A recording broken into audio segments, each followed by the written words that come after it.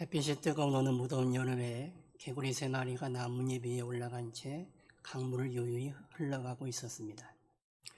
강의 중간쯤에 도달했을 때에 한 마리 개구리가 벌떡 일어나서 얘기를 했습니다. 나는 도저히 참을 수 없어. 저 강물로 뛰어들 테야. 옆에 있던 개구리들은 고개를 끄덕거렸습니다. 잠시 후에 이 나뭇잎에는 몇 마리의 개구리가 남아 있었을까요? 2마리가 남아 있었을까요? 아닙니다. 3마리가 그대로 남아 있었습니다. 강물로 뛰어들 테야 했던 개구리가 뛰어들지 않고 그저 머리를 극적이면서 그 자리에 앉았을지도 모르는 일이죠. 강물로 뛰어들겠다는 결심과 실제로 강물로 뛰어드는 실천, 행동 사이는 차이가 있습니다. 차원이 다른 이야기입니다. 우리도 살아가면서 얼마나 많은 결심을 합니까? 이렇게 할 테야, 저렇게 할 테야. 그런데 그 결심대로 얼마나 실행하고 살아가십니까? 신앙도 가만히 보십시오. 우리가 말씀을 듣고 그래, 그 말씀대로 살 거야. 많은 결심을 하고 많은 지식이 있지만 그 말씀대로 여러분은 얼마나 실천하시고 얼마나 행동하며 사십니까? 오늘 본문을 보시면 아브라함이라는 사람이 하나님의 명령을 따라 자기의 하나밖에 없는 아들 이삭을 제물로 바치는 장면이 나오고 있습니다. 하나님이 명령하셨을 때에 아브라함은 그 명령대로 순종했습니다. 여러분 같으면 어떻게 하시겠습니까? 하나밖에 없는 아들입니다. 그것도 100살에 낳은 아들입니다. 자기가 얼마나 더 살는지 알 수 없죠. 내 나이가 젊더라도 나에게 아들은 귀한 것인데 100살이 되어서 낳은 아들, 내 살 날이 얼마나 남았을는지 알지 못하는 상황에서 그 하나밖에 없는 아들은 사실 내 목숨보다 더 귀한 아들입니다. 네 목숨 바쳐라는 게 더 쉬운 말이지 네 아들을 바쳐라는 것은 더 어려운 말이란 말이에요. 그런데 아브라함은 그 어려운 말씀, 어찌 보면 잔인하기 그지없는 그 말씀에 순종했습니다. 어떻게 그게 가능했을까요? 오늘 거기에 대해서 한번 생각해 보고자 합니다. 오늘 성경을 보시면 아브라함이 제물로 바쳐야 할 모리아 땅까지 가는 길이 3일 길이다 라고 나와 있습니다. 아브라함은 3일 길을 걸어가면서 도대체 무슨 생각을 하고 걸어갔을까요? 하나밖에 없는 이 아들을 제물로 바쳐야 되는데 무슨 생각을 하면서 3일 길을 걸어갔을까요? 오늘 본문 2절과 3절 말씀 보십시오. 우리 2절과 3절 말씀 같이 읽어보실까요? 여호와께서 이르시되 내 아들 내 사랑하는 독자 이삭을 데리고 모리아 땅으로 가서 내가 내게 일러준 한 산 거기서 그를 번제로 드리라. 아브라함이 아침에 일찍이 일어나 나귀의 안장을 지우고 두 종과 그의 아들 이삭을 데리고 번제에 쓸 나무를 쪼개어 가지고 떠나 하나님이 자기에게 일러주신 곳으로 가더니 2절 하반절에 보시면 하나님께서 말씀하십니다. 그를 번제로 드리라. 내가 지정한 그 산에 가서 번제로 드려라. 그러자 3절에 아브라함이 어떻게 반응하느냐? 아브라함이 아침에 일찍이 일어나 그렇게 나와 있습니다. 하나님이 아마 밤에 나타나셨을 것입니다. 밤에 나타나셔서 아브라함에게 네 아들 독자 이삭을 바쳐라. 저 모리아 땅으로 가서 내가 지정한 그 산에서 제물로 드려라 라고 명령하십니다. 그러자 아브라함이 어떻게 했느냐? 다음날 아침에 일찍 일어나서 채비하고 그 땅으로 갔단 말이에요. 무엇을 말합니까? 그 전날 밤에 하나님이 아브라함에게 말씀하셨을 때에 아브라함은 이미 마음의 준비가 섰어요. 마음이 이미 정해진 것입니다. 내가 하나님 명령대로 내 아들 이삭을 그 모리아 땅에서 바치리라. 그리고 밤에 잠을 잘 잤는지 어쩔는지 모르겠지만 아침이 밝자 바로 일찍이 채비해서 출발한 것입니다. 하나님이 네 아들 독자 바쳐라 할 때에 밤잠을 설치면서 다음 날까지 몇 날 며칠을 들어누워서 고민하고 이럴까 저럴까 했다? 이게 아니란 말이에요. 그 밤에 하나님 명령대로 내가 순종하리라, 내 아들을 바치리라 결심한 거예요. 결심을 하고 아침 일찍 일어나서 제배에서 떠난 것입니다. 하나님이 말씀하실 때에 즉각적으로 순종했다라는 것을 보여주고 있는 것이죠. 이게 아브라함의 믿음의 모습이었습니다. 창세기 12장을 보시면 하나님께서 아브라함을 부르시는 장면이 나옵니다. 창세기 12장 1절 말씀 보시면 이렇게 나와요. 여호와께서 아브라함에게 이르시되 너는 너의 고향과 친척과 아버지의 집을 떠나 내가 내게 보여줄 땅으로 가라. 너의 본토 친척 아비집을 떠나서 내가 내게 지시할 땅으로 가라. 내가 너에게 보여줄 땅으로 가라. 그 땅이 어딘지도 말씀하지 않으셨습니다. 그리고 내가 나에게 순종하면 내가 너에게 이런 복을 줄 것이다 말씀하십니다. 그러자 아브라함이 어떻게 반응하느냐? 12장 4절 보십시오. 우리 말씀 같이 읽어보실까요? 이에 아브라함이 여호와의 말씀을 따라갔고 롯도 그와 함께 갔으며 아브라함이 하란을 떠날 때에 75세였더라. 12장 4절이 이렇게 시작합니다. 이에 아브라함이 여호와의 말씀을 따라갔고, 하나님이 말씀하십니다. 명령하십니다. 이에 아브라함이 그 하나님의 말씀을 따라갔다는 거예요. 너의 고향을 떠나라. 너의 일가를 떠나라. 네가 살던 그곳을 떠나라. 아버지 집을 떠나라. 요즘 이사 가는 게 그래도 쉽죠. 직장을 따라서 서울로도 이사 가고 다른 곳으로도 이사 갑니다. 그런데 이민을 가는 것은 그래도 어려운 일입니다. 내 나라를 버리고 내 부모님과 내 가족들을 버리고 이민을 간다는 것은 쉬운 결정은 아니에요. 아브라함이 살던 고대 사회에서는 부족 사회잖아요. 시족 사회입니다. 자기 집안을 떠나면 자기 배경이 사라지는 거예요. 보호막이 사라지는 것입니다. 일자리 쉽게 잡을 수 있는 것도 아니잖아요. 너의 고향과 친척과 아버지의 집을 떠나라는 것은 네가 가지고 있는 것 다 버리란 얘기예요. 맨몸으로 나가라는 소리와 다를 바가 없습니다. 그런데 아브라함은 그 말씀에 순종했습니다. 고민했던 말이 없어요. 하나님이 명령하시면 이에 아브라함이 여호와의 말씀을 따라갔고 그렇게 나옵니다. 하나님이 명령하시면 그 말씀을 따라가는 사람, 아멘하고 순종하는 사람, 그 사람이 바로 아브라함이라는 사람이었습니다. 이게 아브라함의 믿음의 스타일이었어요.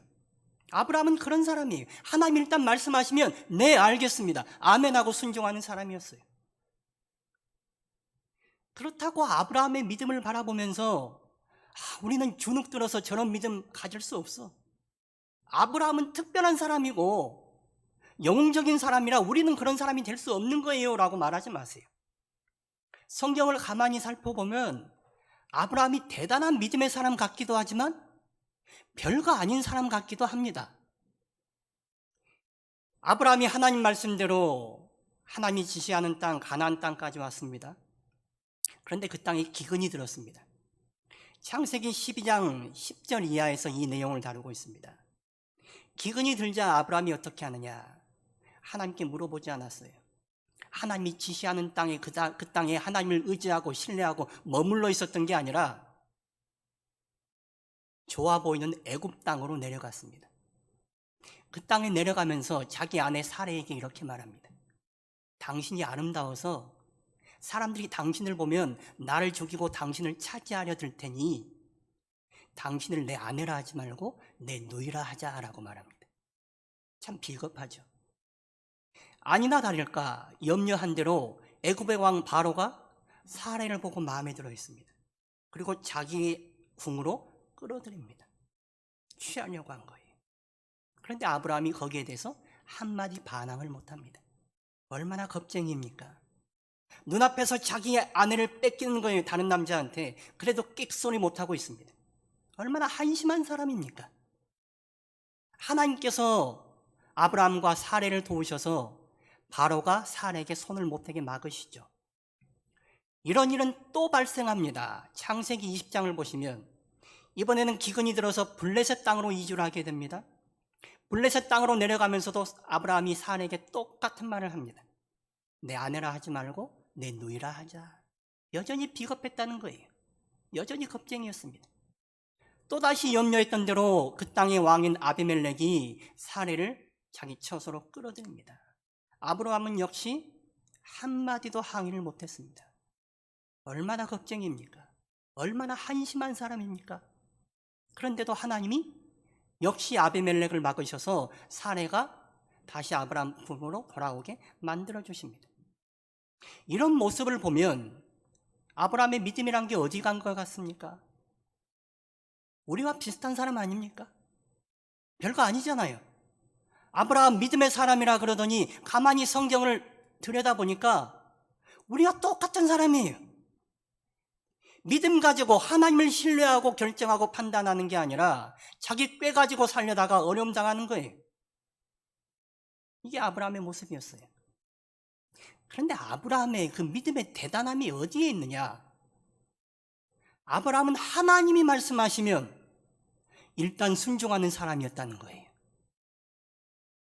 하나님이 일단 말씀하시면 아멘하고 절대적으로 순종하는 믿음을 가지고 있는 사람이었습니다. 그 믿음이 대단한 믿음이에요.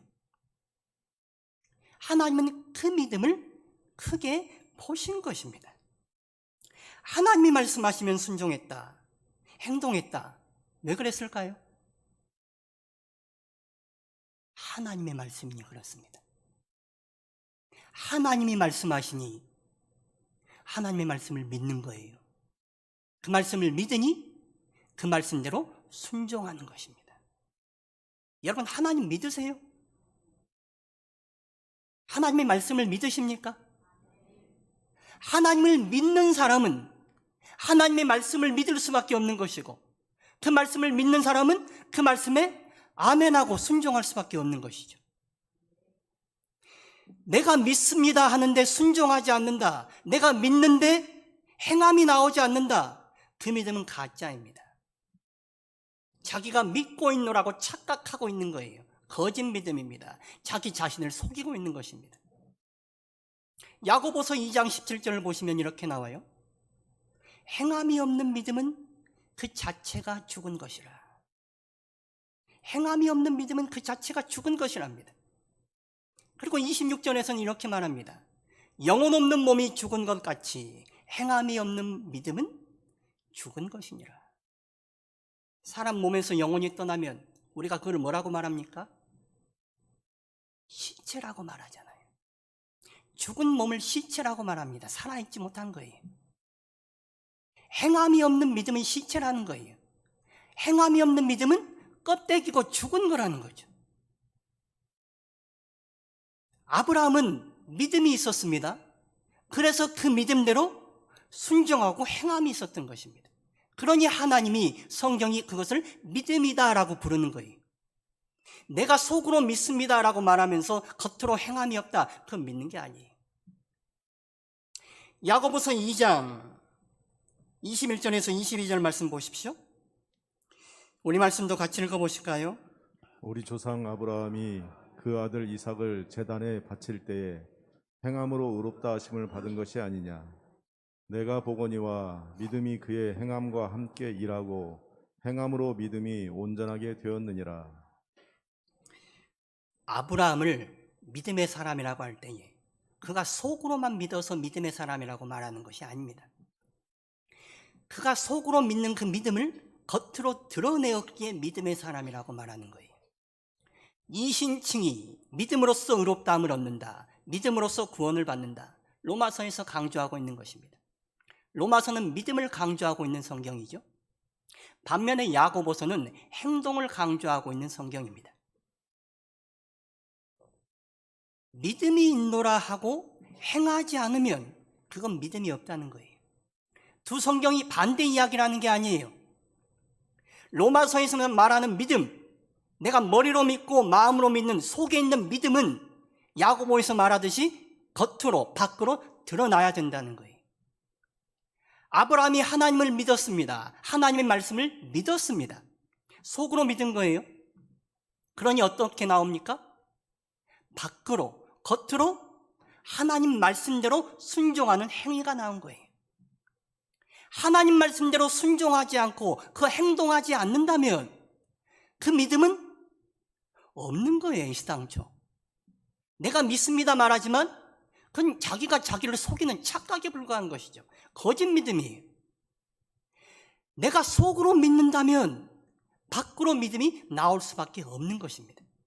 아브라함의 믿음이 그런 믿음이었다는 거죠. 내가 하나님의 말씀을 믿습니다.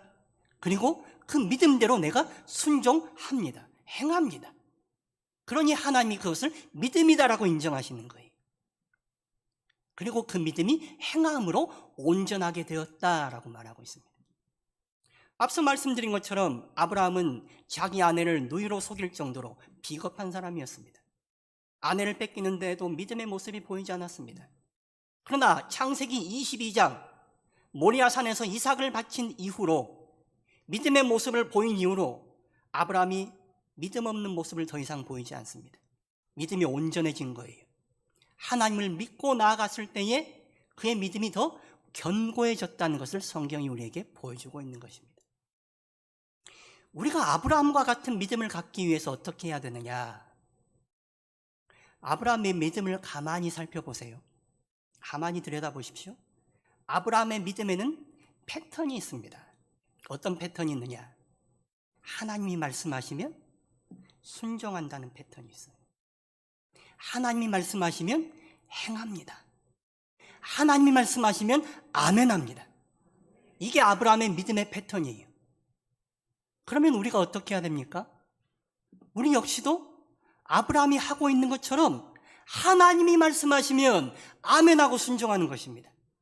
하나님이 말씀하시면 순종하고 행하는 거예요. 그러면 우리도 아브라함과 같은 믿음의 사람으로 될 수가 있는 것이죠. 파블로프의 개 실험이라는 아주 유명한 실험이 있습니다. 러시아의 심리학자였던 파블로프가 개에게 밥을 줄 때마다 종을 딸랑딸랑 울렸습니다. 계속해서 반복해서 이런 실험을 했습니다. 그렇게 되니까 한참 있다가 나중에 밥을 주지 않고 종만 딸랑딸랑 해도 개가 침을 흘리더라는 것을 발견했어요. 연상 묶음을 가지고 행동을 변화시킬 수 있다는 것을 보여주는 실험을 한 것입니다. 세트로 묶으면 그런 반응이 나오기 유도할 수 있다는 거예요. 심리 상담 기법 중에 행동주의라는 게 있습니다. 이 행동주의는 행동을 바꾸면 생각이 바뀌고 삶이 바뀐다는 철학을 가지고 있습니다. 요즘 상담학에서 많이 쓰는 인지치료는 생각을 바꾸면 행동이 바뀌고 삶이 바뀐다는 철학을 가지고 있어요. 둘이가 다른 철학을 가지고 있는 거예요. 행동을 변화시키면 생각도 바뀌고 삶도 바뀐다. 그게 행동주의입니다. 요즘 뇌과학에서도 말하기를 우리 행동을 바꾸면 우리 뇌가 거기에 따라간답니다. 가령 내가 미운 사람을 보고 저 사람 미워 멀리하는 것이 아니라 미운 사람에게 오히려 손 한번 잡아주고 친절하게 대해주고 말을 걸어주면 내 뇌가 착각을 한다는 거예요. 내 뇌가 저 사람을 좋아하는 걸로 착각을 해서 좋아하는 방향으로 나아가게 된다는 거죠. 우리도 마찬가지예요. 내게 믿음이 지금의 상태가 어떠한지 그건 상관없어요. 하나님이 말씀하시면 내가 순종하는 그 믿음의 패턴을 가지고 있으면 일단 행동하고 나아가면 내 뇌가, 내 생각이, 내 삶이 믿음의 방향으로 나아가게 되는 것입니다. 우리의 믿음을 습관화시키고 패턴화시킬 필요가 있습니다. 하나님이 말씀하시면 순종하는 믿음, 하나님이 말씀하시면 행하는 믿음, 아멘하는 믿음, 그 믿음으로 패턴화하고 습관화시키면 우리도 아브라함과 같은 믿음의 사람이 될 수 있단 말이에요. 우리가 하나님의 말씀을 믿는 이유는 그 말씀이 하나님의 말씀이기 때문입니다. 여러분 하나님 믿으시잖아요.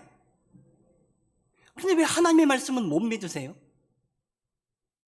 하나님이 말씀하시는 하나님의 말씀을 못 믿는 사람은 하나님을 믿는 거 아니잖아요. 그렇지 않습니까? 제 논리가 틀렸습니까? 하나님의 말씀을 못 믿는 사람은 하나님도 못 믿는 거예요. 그래서 그 말씀대로 살지를 못하는 거잖아요. 우리가 왜 하나님의 말씀대로 못 삽니까? 이리저리 재고 따져서 그런 거잖아요. 이리저리 주판 튕겨서 나에게 이문이 남으면 그 말씀대로 사는 것이고, 내게 불리하고 내게 손해가 올 것 같으면 그 말씀 버리는 거잖아요. 그게 우리의 믿음의 문제예요. 말씀을 모르는 게 아니에요, 우리가. 말씀을 너무 많이 알아서 탈이에요. 근데 많이 아는 만큼 살지 못하는 게 문제란 말이에요. 말씀을 알기는 아는데 성경대로 몰라요. 성경은 덮어놓고 남들이 하는 얘기 들어가지고, 어디서 주워드는 이야기 들어가지고, 심지어는 목회자들도 설교 시간에 틀린 얘기 많이 해요. 성경을 펴보면 알 수 있는데 성경을 안 펴니까 그게 몇 대째 계속해서 틀린 얘기가 전수가 돼요. 그리고 엉뚱한 소리 하는 거예요. 성경을 안 펴보니까. 우리가 아무개 유명한 목사의 말을 듣는 게 아니에요. 하나님 말씀을 듣는 것이지. 그런데 하나님의 말씀을 아무리 목사가 전해도 성경을 안 펴보니 저게 하나님의 말씀인가 목사의 말인가 저 무시해버리자. 성경을 알려 하지도 않고 성경에서 말씀하시는 그 말씀을 듣지도 않고 순종하지도 않으려는 게 우리의 문제 아닙니까? 예전에 이순재 씨가 보험 광고할 때에 우리 보험회사는 묻지도 않고 따지지도 않고 다 받습니다, 그런 광고를 했어요. 보험회사도 묻지도 않고 따지지도 않고 다 받는다는데 우리는 하나님의 말씀을 왜 그렇게 물으세요? 왜 그렇게 따지시는 거예요? 이리 묻고 저리 묻고 저리 돌려보고 이리 돌려보고 결국 버리려고 하는 거잖아요. 애초에 생각 자체가. 받아들일 마음이 없으니까 이리 트집 잡아보고 저리 트집 잡아보고 이리 돌려보고 저리 돌려보고 에이 모르겠다 에라 모르겠다 버리는 거 아닙니까? 솔직하게 한번 보세요. 그런 거 아니에요, 우리 마음이? 하나님을 믿는다면 하나님이 말씀하실 때에 그 말씀을 그냥 받아들이는 것입니다. 묻지도 않고 따지지도 않고 받아들이는 거예요. 그게 믿음이라는 거예요. 아브라함이 어디 물었다 따졌다라는 말이 있습니까? 하나님이 말씀하시니 그대로 순종했습니다. 그대로 아멘했습니다. 그게 아브라함의 믿음의 모습이었어요. 목회하면서 성도들을 보면 성도들도 참 여러 유형이 있습니다. 목회자가 이것 좀 해주세요 부탁하고 요청을 하면 힘들 텐데도 그 자리에서 아멘 알겠습니다 그래 하겠습니다 오케이 하는 사람이 있는가 하면 아 이래서 안 되는데요 저 안 되는데요 시간이 없는데요 뭐 이래서 저래서 빠져나갈 궁리만 하는 사람이 있어요. 그 사람의 성격의 문제이기도 하지만 그 사람의 믿음의 스타일입니다. 가만히 자기를 돌아보세요. 나는 어떤 믿음의 스타일을 가지고 있는가? 하나님이 말씀하시면 그 말씀에 맞춰보려고 애쓰는 스타일인가? 아니면 어떻게든 따지고 빠져나갈 궁리를 하는 스타일인가? 우리의 믿음을 이 시간 한번 돌아보시길 바랍니다. 우리가 하나님 말씀에 사는 이유는 그 말씀이 하나님의 말씀이기 때문입니다. 전능하신 하나님이 주신 말씀이기 때문이에요. 전능하신 하나님이 주신 말씀. 내 생각에는 이해가 안 돼요. 왜 저런 말씀을 하시는지. 내 상황에서는 불가능한 말씀이에요. 나에게 받아들이기 어려운 말씀이에요. 그런데 하나님이 왜 내게 그런 말씀을 주셨을까요?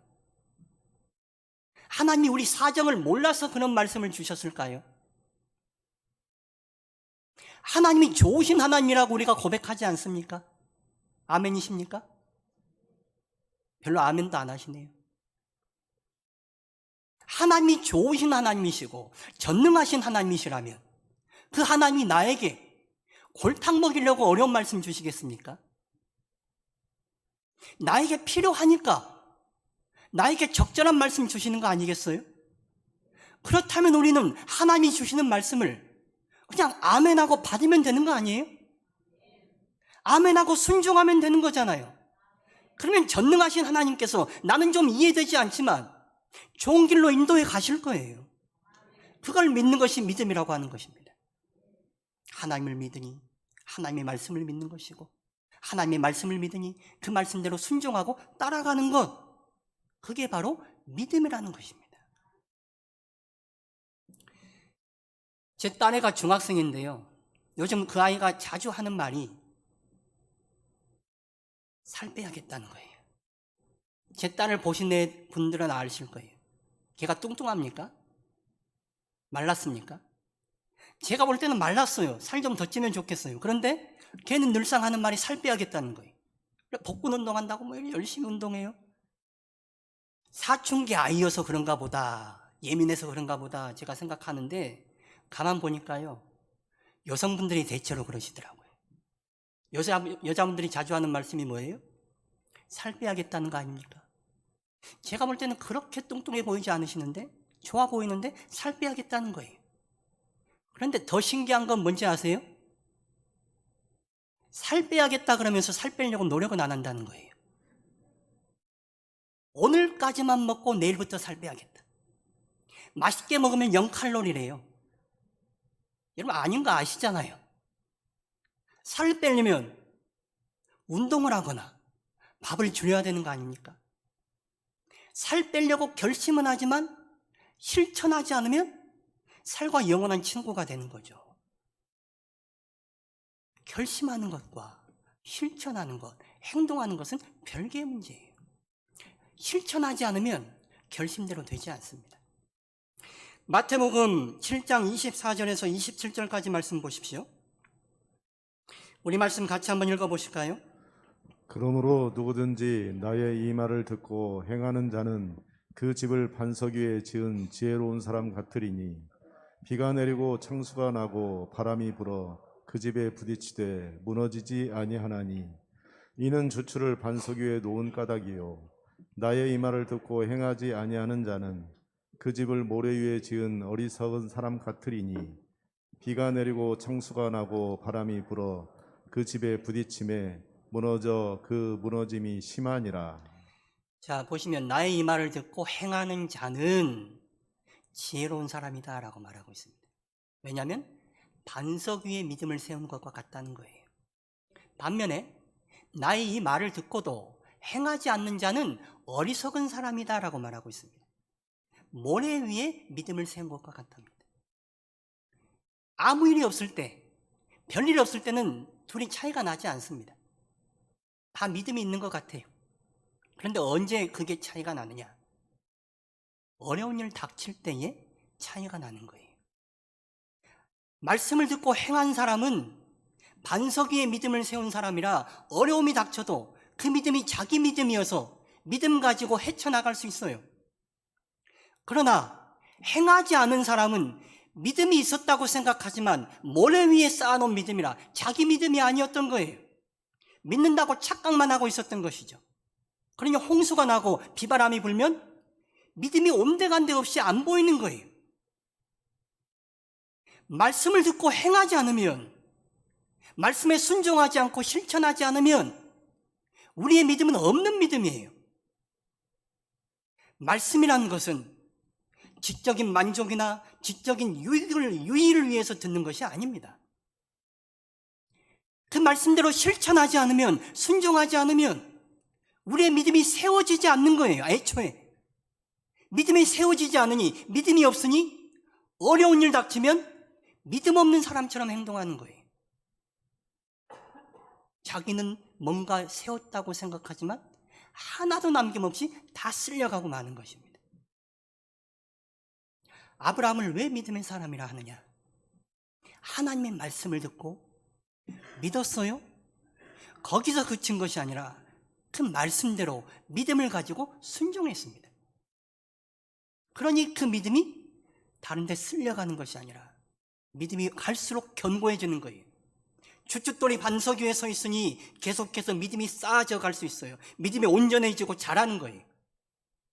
그런데 행함이 없는 믿음은 부실공사를 했으니 이게 불안한 거예요. 늘 어려움 처하면 사라지는 믿음이니 믿음이 있는 것 같다가도 없는 거예요, 사실은. 그러니 믿음이 성장해 갈 수가 없는 것이죠. 애초에 믿음이 없으니까요. 아브라함이 하나님의 말씀을 듣고 그 말씀대로 온전히 순종했을 때에 그 믿음이 온전해지고 믿음이 성장했습니다. 그리고 하나님이 주시는 복을 받는 거예요. 하나님의 명령대로 아브라함이 순종했을 때에 어떤 일이 일어나느냐? 오늘 본문 14절 보십시오. 우리 14절 말씀 같이 읽어보실까요? 아브라함이 그 땅 이름을 여호와 이레라 하였으므로 오늘날까지 사람들이 이르기를 여호와의 산에서 준비되리라 하더라. 여호와 이레. 이삭을 대신해서 하나님께서 제물로 쓸 양을 준비해 두셨습니다. 그래서 아브라함이 그 땅의 이름을 여호와 이레, 여호와께서 준비하셨다라고 지은 거예요. 여호와 이레의 복은 순종할 때 나타나는 것입니다. 아브라함이 하나님의 명령대로, 하나님의 말씀대로 순종했을 때에 하나님이 예비하신 복, 여호와 이레를 경험한 거예요. 하나님의 말씀에 순종하지 않으면 여호와 이레의 복은 볼 수 없습니다. 여호와 이레의 복은 마치 보물찾기와 같은 거예요. 우리 어릴 적에 소풍 가면 보물찾기 시간이 제일 재밌지 않았습니까? 보물을 숨겨놨는데 찾지 못하면 그거는 감춰져 있는 보물이에요. 찾으려 애써야 돼요. 찾으러 나가야 돼요.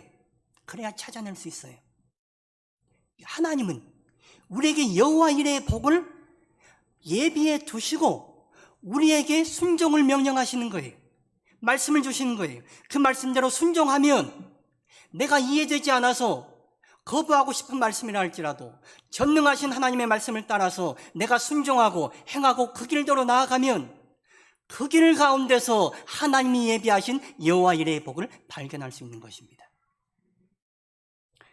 사람들은 여호와 이레의 복만을 찾습니다. 기도할 때 이렇게 기도하죠. 하나님 여호와 이레의 복을 예비해 주십시오. 그런데 여호와 이레의 복은 아무 때나 나오는 게 아니에요. 하나님 말씀에 순종할 때에 발견할 수 있는 것입니다. 하나님은 말씀과 더불어 우리에게 복을 예비해 두고 계신다는 것을 우리가 기억하셔야 돼요. 그래서 말씀에 순종하고 나아갈 때에, 말씀대로 행하고 나아갈 때에 하나님이 예비하신 여호와 이레의 복 또한 우리가 받아 누릴 수가 있는 것입니다. 우리가 처음에 작은 믿음 가지고 순종합니다. 그리고 하나님의 복을 받아 누리게 됩니다. 그러면 믿음이 조금 자라요. 그 조금 더 자란 믿음 가지고 조금 더 순종하는 거예요. 그러면 하나님이 예비하신 복을 또 받아 누리게 돼요. 그렇게 믿음은 점점 자라나는 것이고 하나님이 우리에게 예비하신 복도 더 많이 받아 누릴 수가 있는 것입니다. 믿음과 복의 선순환이 일어나는 거예요. 아브라함은 하나님이 말씀하실 때에 믿음으로 순종하는 사람이었습니다. 하나님의 말씀을 이해하고 따지고 자기에게 유불리를 겨누어서 간 것이 아니라 하나님이 말씀하시니 무조건적으로 반사적으로 순종했습니다. 우리 역시도 아브라함처럼 무조건적이고 반사적으로 순종하는 믿음의 습관을 가지시길 바랍니다.